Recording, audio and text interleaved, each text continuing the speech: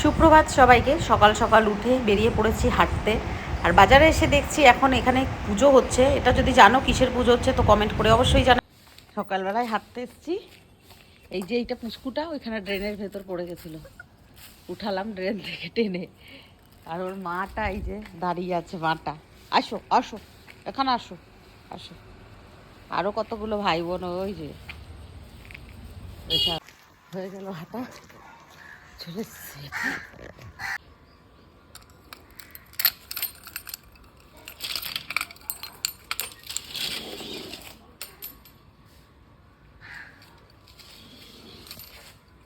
এ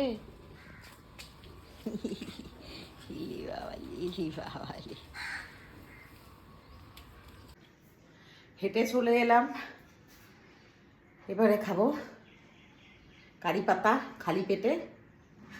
তো ওই যে কারি পাতা নিয়ে এলাম। কারি পাতা খাওয়া, তারাও এটাকে এক হাতে ছাড়াতে পারছি না। এই যে খালি পেটে কারি পাতা খাওয়া লিভারের জন্য, বাবারে কারি পাতার গন্ধটা আমার ভালো লাগে, কিন্তু লিভারের জন্য খুব মানে রামবান যাকে বলে কারি পাতা খালি পেটে। ড্রিঙ্কটা খাবো, চলো রান্না করে গরম জল বসাই। হয়ে গেছে আমার জল গরম, খুব বেশি জল গরম না, একদম উষ্ণ গরম জল, যেটা আমি খেতে পারবো সেই রকম।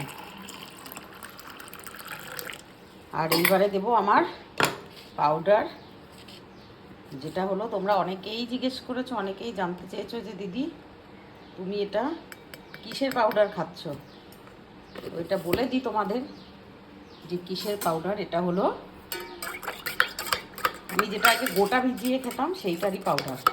এটাতে আছে গোটা জিরে, গোটা মৌরি, মেথি, জোয়ান আর দারচিনি। এটা আগে তোমরা দেখেছো আমি ভিজিয়ে খেতাম। এটা ভিজিয়ে খাওয়া তো সেটা ফেলে দিতে হয়, কিন্তু এই যে গুঁড়ো করে খাওয়ার এটা পুরোটা পেটে যাবে, এটাতে আরও উপকারিতাটা অনেক বেশি পাওয়া যায়।